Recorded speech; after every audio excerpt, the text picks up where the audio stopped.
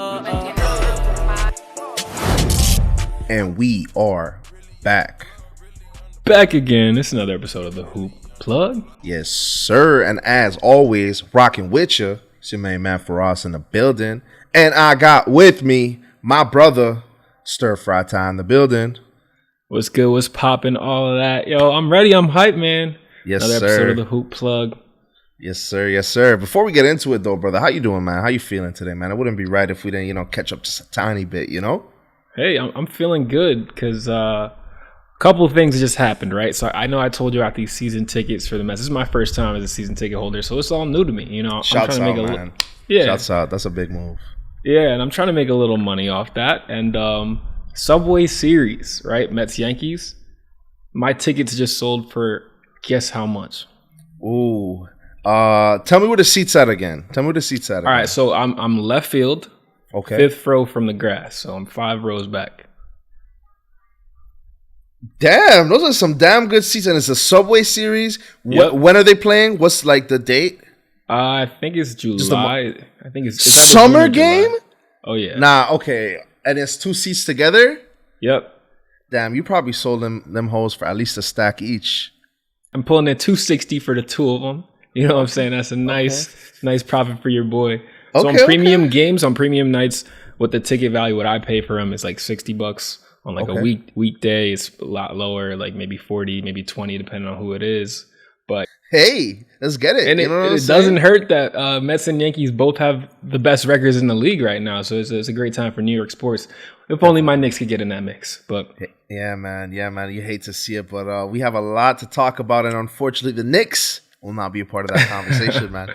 But you know what I'm saying? But without further ado, man, we're coming to you live. It's basically the beginning of the first round. We had some games yesterday. We have the second set. Yep. Second set of the second round games. I mean, it's going to be kicking off with the Heat Sixers, and then we got the Mavs Suns. But, man, let's talk about it. Let's get right into it, bro. We started off with the Bucks Celtics, man. And what a big game it was. And I got to tell you, Firas, I've seen enough. I'm declaring it. I'm putting my foot down and to tell you, we are officially in the Giannis era, man.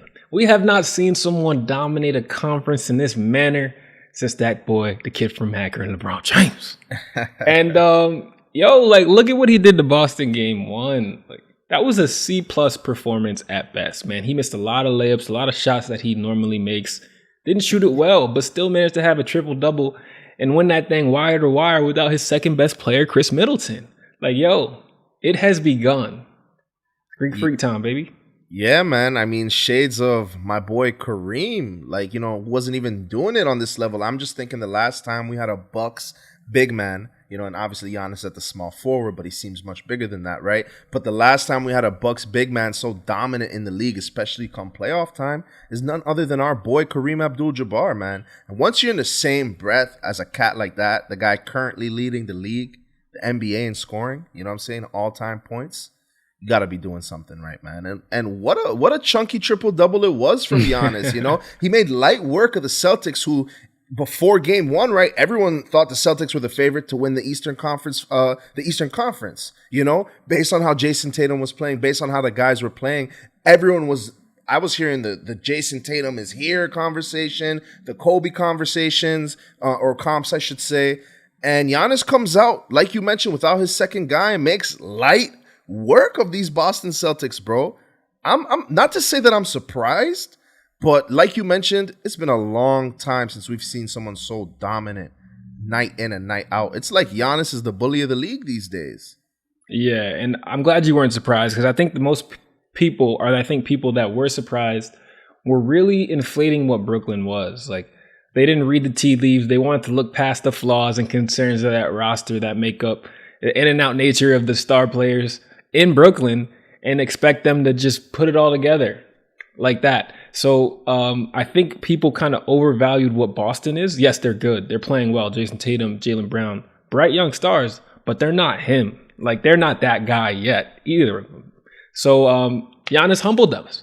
Giannis reminded us what it was. And everyone likes to talk about the freak of nature, how unstoppable he is when he's going to the rim, but we got to give some props, show some love to the playmaking of Giannis. That's the difference between, well, there's a lot of differences between him and KD, but that's what's helping him like beat this Boston defense, which is as good as people are talking about, because he's not forcing it. Like, yes, he's trying to get his, but he's a willing passer and he's finding guys and it's making a difference.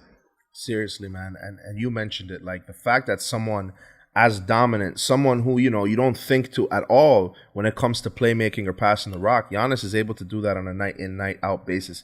You mentioned he takes basically what the defense gives him. And obviously there's times where the defense isn't giving him nothing. He dunks all over them. You know what I mean? But at the same time, we saw some of that maturity last night in Giannis's game where he was able to kind of, I don't want to say take the foot off the gas, but basically realize when those double teams were coming, realizes when there were situations where he can find open guys.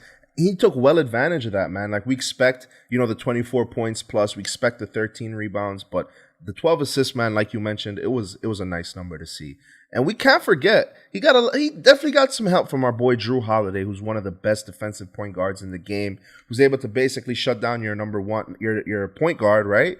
And at the same time, give you 25 points and 9 boards and 5 assists, man. So this team is looking really, really good. They have a lot of guys who basically contribute unselfishly, right? And Giannis is the one leading that trend, you know what I mean? So this Bucks team is scary. You know, they're going to make mincemeat of everyone probably except for the Sixers. I expect that to be a good series. But you mentioned it, man, like anyone who thought the Brooklyn Nets, based on their positioning, based on everything that happened, having to fight to get into the play-in, you know what I mean? Like, or through the play-in, I should say. This wasn't a championship year for the Brooklyn Nets. It just, everything was off. So this is, I think, honestly, the Bucks' time to shine. I think that they can get another one. You know what I mean? 2 in a row sounds good. But you mentioned it, man. If Giannis is able to do that and then maybe get a third one, which is very likely if this team sticks together, this is the Giannis dynasty, not just the era, but he's building a dynasty. You know what I mean? Yeah. And I got to agree with everything you said there. But I do think this is going to be a series. Like, I got the Bucks as well, but the Boston can't play as bad as they just played, right? Marcus Smart was the only player with a positive net rating. Jason Tatum was the only Celtic to score more than 12 points. Jaylen Brown was... Yeah, go ahead. Without cutting you off real quick, his 21 points is nothing compared to what he's been putting up in the first round in the regular season, so well below his season averages. And then you were going to make your point about Jaylen. Very true. Yeah, and Jaylen struggled. That's all I was going to say. But yeah. I think another factor here is, why did they struggle? The spacing. The spacing was so A1, so perfect, right? It was like, what was I going to say? Like Mike D'Antoni would have drawn it up, right? There was no one on the court, no one in the rotation for the Milwaukee Bucks other than Giannis that can't shoot. You know what I'm saying? You got Brook Lopez, you got other spacers, and it just was an open 4-out, 1-in offense, and it just really made it hard for Boston to double effectively. Yeah, and that's the thing, right? I almost wanted to hesitate. I was going to say it earlier and say Giannis can't shoot, because he's proven to us when it comes down to it and he needs to make those long-range baskets, he can hit a few to put his team up ahead. But at the same time, I get what you're saying. Someone who you're not going to rely on consistently to hit those shots from deep. But you mentioned it. It was beautiful what they did. I think it's important to mention that the Brooklyn Nets are a much weaker defensive squad than the Milwaukee Bucks, which is why we saw the Celtics basically have their way with them. You know, at the end of the day, KD dropping 30 every game, which is not something we even got from him, wasn't going to be enough. Now you have the Bucks who are locking in the entire 48 minutes, and you have premier defensive guys who are going to give it to you on both sides of the floor. Not only are they going to lock you down in guys like Giannis and Drew Holiday, and this is the thing, I feel a guy like Brook Lopez is an underrated defender, great at the help defense. Excuse me. But with all that being said, though, yeah, they locked them down, and then on offense, the spacing was amazing. It was just perfect performance. But you mentioned it. I don't see the Celtics playing this poorly again.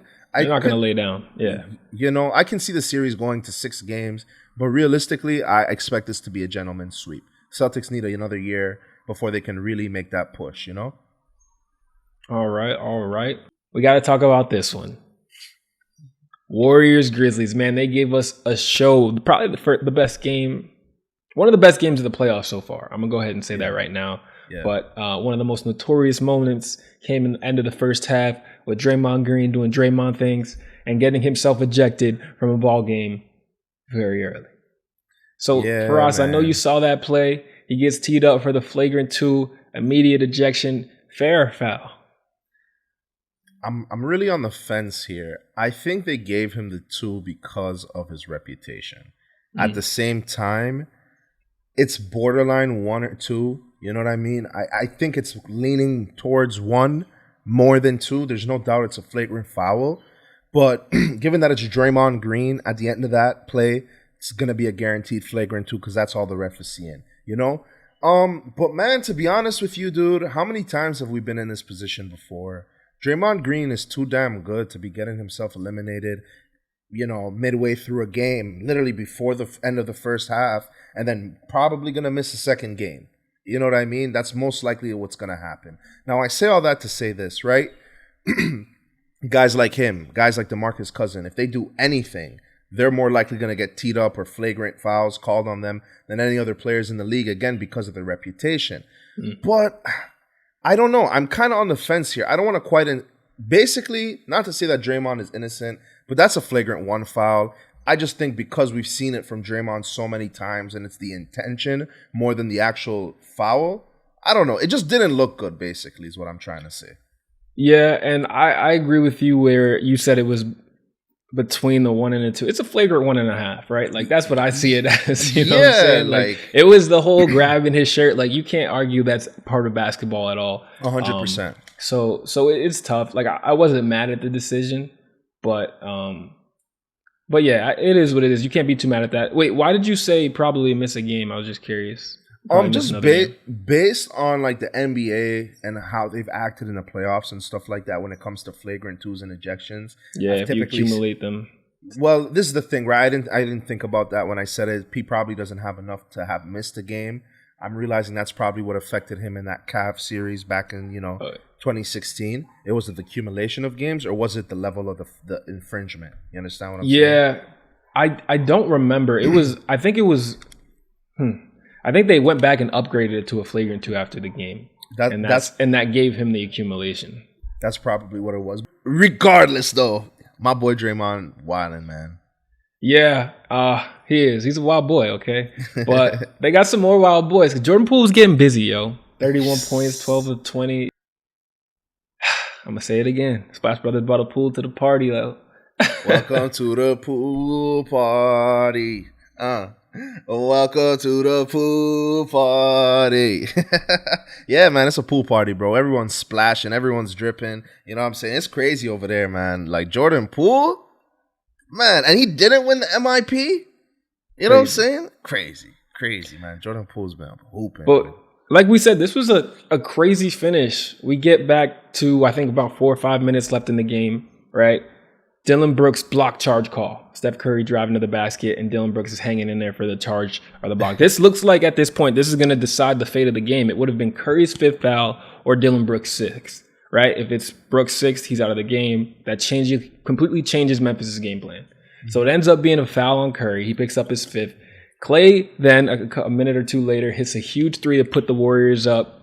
Ja Morant has the ball coming down with like 30 to 40 seconds. He doesn't go for the 2-for-1, meaning if he misses, they have to foul. Like, you just turned it into a foul game where you could give your defense another chance to get a stop. So I thought that was just a sign of a young team. Yeah. Then Klay somehow misses both free throws. Both. I'm like, after that point, I'm like, damn, all right, Memphis really, like, this is what they were doing the whole last round. Minnesota was choking, giving it to them, and they just found a way to win these ball games in the fourth quarter. I was like, damn, it must be their year. But no, that's not what happens. They end up not getting a rebound. They give the Warriors like 4 more chances. A rebound gets tipped out after the Klay missed free throw. It's a jump ball at center court. Grizzlies get it. The timeout. They drop this play. Ja Morant cutting to the rim. Left-hand layup. No good. Klay with a lockdown defense. Can't forget that part. Making up for them free throws. which he let us know. Yeah, and Klay was huge on that last possession because he just completely disregards his man once he sees drive beeline into the basket, slides over and contests that layup without fouling. Like, that's the game-saving defensive stop right there. Yeah, and I don't know if you saw what he said. He came literally right after that play. He goes to center court and yells out, F them free throws. F them free throws. You know what I missed that. Yeah, bro. So it was hype. It was hype. You know what I mean? Because, again, those were huge free throws that we would have never expected him to miss, you know? And he hits those, the games, they got to hit a three to even tie the ball game, let alone, you know, all the drama down to the wire. Bro, you said it at the beginning of this segment, bro. This has been one of the best games we've seen in this playoffs so far. It might even be the best one. But the exciting part about this is it's only game one. You know what I mean? We got potentially 5-6 more. You know what I mean? It's going to be an interesting series, to say the least. Yeah, and we saw Steph after the game have some comments as well. He said, I didn't want to see Josh shaking ass on our logo, so we had to pull that out. Yo. And then him and T. Morant, Jaws pops, you know what I'm saying? Yeah. They had some exchange of words at the end of the game. You know what I'm saying? By the way, that Steph comment is so spicy. Like, Steph is hella spicy. What the fuck? Like, yo.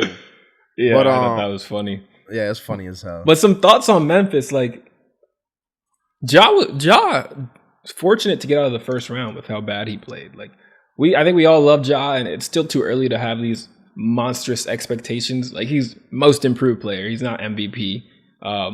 So I don't think he got as much backlash as a superstar normally would in that position, but he really did not play well. He's very fortunate that his team did what it did all regular season, and that is play better without him.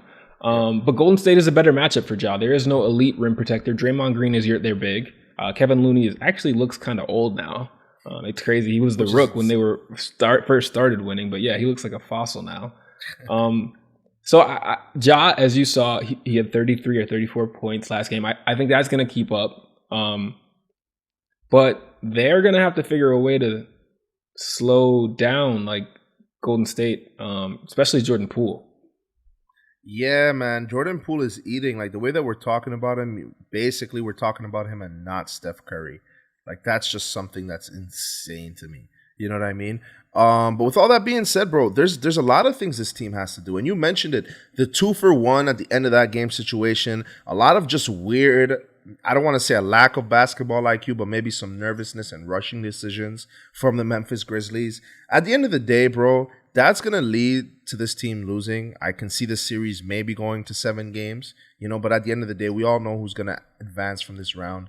And it's going to be the Golden State Warriors. Now, that being said, you mentioned it. You know, this was not Ja's best season. Last year in 5 games in the playoffs, he averaged 30 points. You know what I mean? Right now, he's averaging about 23. And that includes his 34-point performance last night. You mentioned it. Ja's only in his second year. The fact that he even was able to get this team to this position with the seeding that they've had and home court advantage, man, that's something to be proud of. And this team is only going to get better. They're basically under 25 at every starting position. Yeah. That's and you're second in the deep Western Conference, you know. But at the same time, you mentioned it, like, it's the Warriors to lose. Jordan Poole is going off. Steph is going to go off. I mean, Klay has been locking in when you need him the most. So, yeah, I think this is just more so the Grizzlies are unlucky who they had to face in the second round more than anything, you know. But it's losses like game one that worry me. Like you mentioned, the mistakes that just seemed a little like brain fog. Those are young team mistakes, and they're a young team. You can't let that happen more than once in a series against an experienced bunch like Golden State, or you will find yourselves at home. And while I do think this series will be close, I have a feeling it might end up like one of those Portland Golden State series that we've seen a couple years ago where every game's close, but they still lost in 4 or 5. Like, I think that's what this could be. Just because, like we said, man, they're a young bunch, and you find a way to lose more times than not when the asses get tight in these late close games. You find ways to beat yourself, basically, and that's what the Grizzlies did last night. Yeah. Plain and simple, you know? With that being said, though, man, game 2 coming up. I think it's not tomorrow, but is it tomorrow? Yeah, so it'll probably be the same day this is dropped. Yep. So we got game 2 coming up probably tomorrow. It's going to be an exciting series, man. We got a lot to look forward to. With that being said, we got a couple series now that have yet to play. This first series is actually starting as we speak. It's the Heat versus the Sixers, man. Ty, let's get into it, bro. Yeah, man, we got 2 hobbled stars. We know about Jimmy Butler and the knee. He missed game 5, expected to play game 1. Kyle Lowry has already been ruled out for game 1. Mm-hmm. But then on the Philly side, you got the big man, the poster child, the process out, man. He's taking elbows from Spicy P, and that's keeping him out. He's got a concussion. Like, I don't know. What are they calling it? Like an orbital? Something. It sounds crazy, but if it's just a concussion, that's good. He's targeting a game 3 return. So it's the battle of the hard-boiled stars. Obviously, Miami still has their top dogs, so you would think they have the advantage of that along with the top seed. But do you think, because what they're going to need to do if they're Philly, obviously the 2 first games are on the road, so it's not like they have to win. Yeah. But if they could split, they're going to be in a really good spot. Do you think that's an actual option for Philadelphia? I think that it's possible. I mean, this team relies so heavily on Joel Embiid. You know what I mean? Again, you're not going to get, there's no one else in the league who does what he does and how dominant he does it. You know what I mean? He's a guy at 7 foot who can score inside. He can hit the 3 and spread the floor if need be. He's dominant on the defensive end. He grabs all the boards, everything near him. You know what I mean? And he, when need be, he's able to dish the rock out. He's not Jokic in that regard, but he holds his own. I mean, Joel Embiid is arguably the MVP of this season. They're going to feel the lack of his presence. But there's an upside, right? We got the strip club Don. You know what I'm saying? Our boy James Harden. Some call him the beard. I call him the gut. You know what I mean?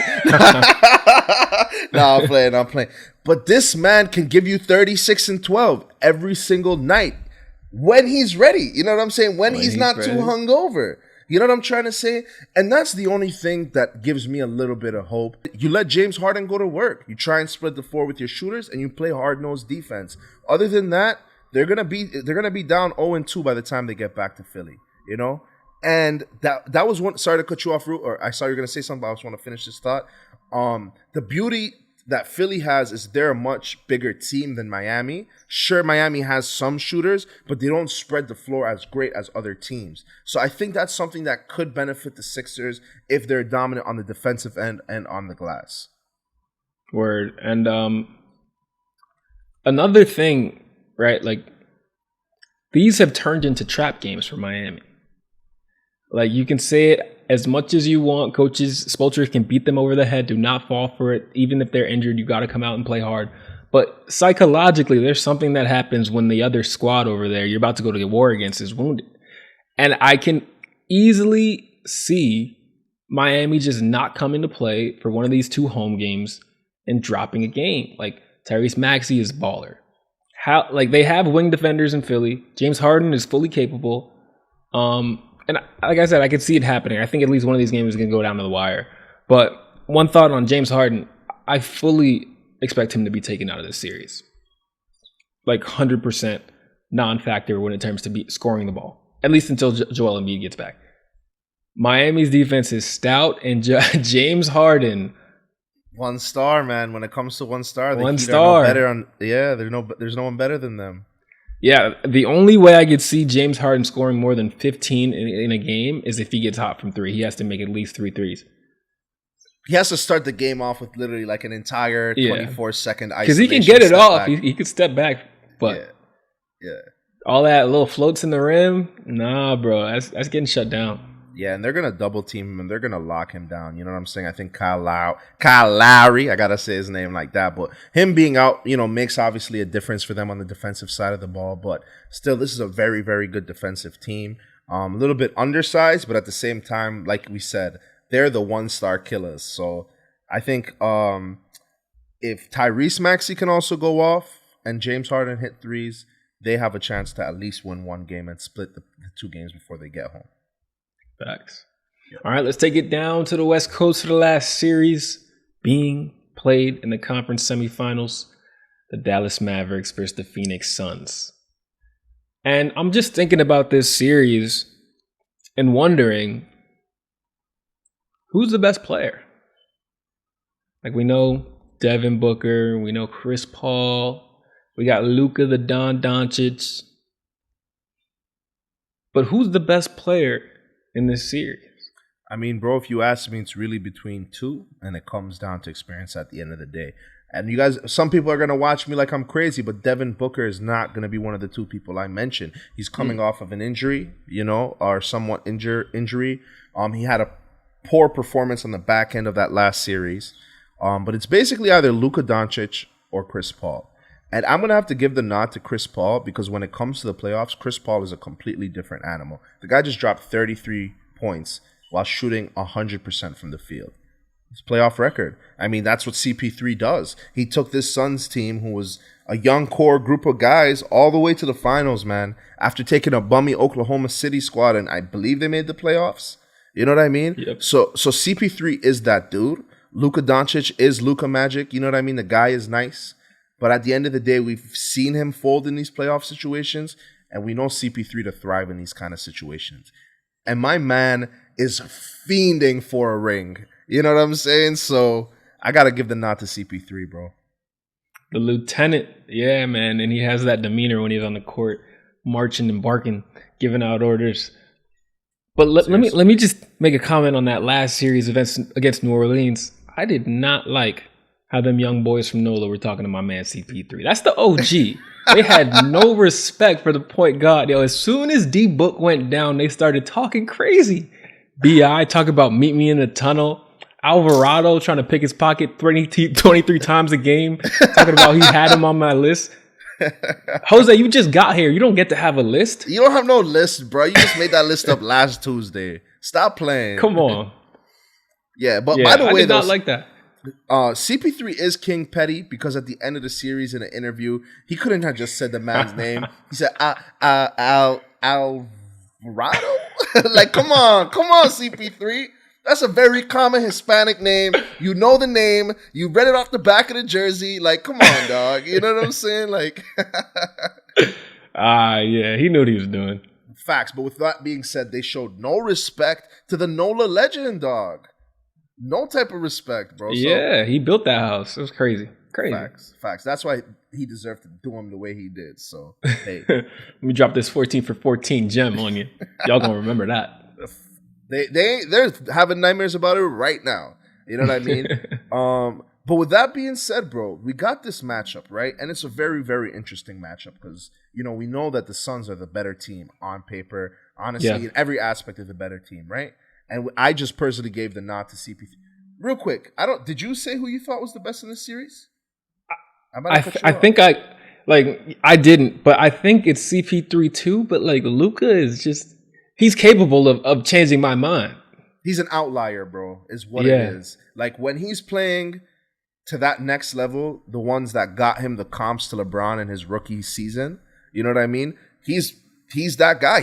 He's arguably the best player in the league. He can easily give you a triple-double with 30 points. You know what I'm saying? And I think I'm taking this where you were about to take it, but that's why when we look at this series as a whole and we acknowledge that the Suns are the better team, we're not ready to say this is a 5-game series. Facts. We're not ready to say this is a sweep. And it's because Luka is capable of going crazy.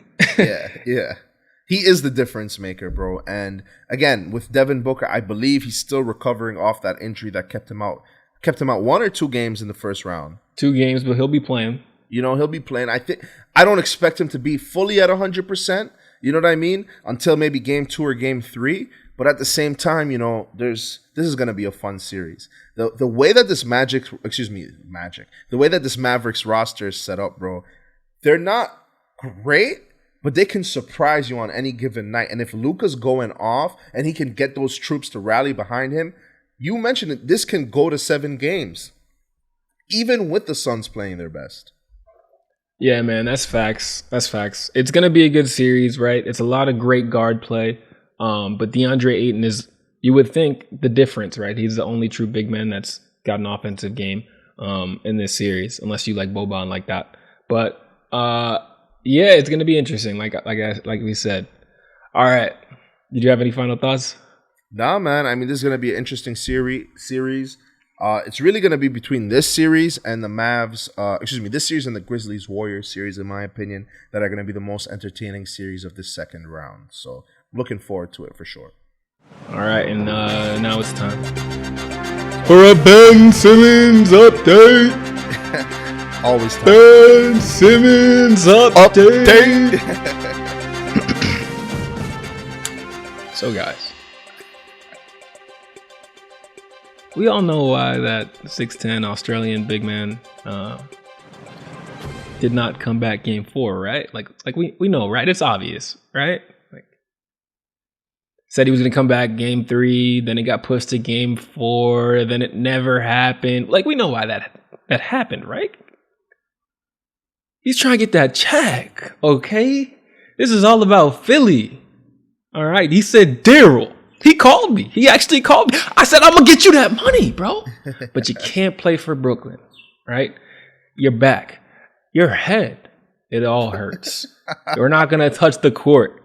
Unless it's the finals, you're not touching the court because we need to get your $40 million, however much it is, back from Philadelphia. And what happens? What would increase your chances? Because we're taking this to court. What would help those odds? If you say your back still hurts, if you say you still have mental health, it wasn't a Philly issue. It wasn't because you didn't just want to play for Philadelphia. It wasn't because you didn't want to see Doc Rivers blow a lead. You won the court. It's because you couldn't. I was scared. So that's what we had to do, bro. That's why Ben has not been on the court. Yeah, man. Hey, Ty, I'd be a fool to disagree with you after that whole synopsis, bro. So I'm with you there.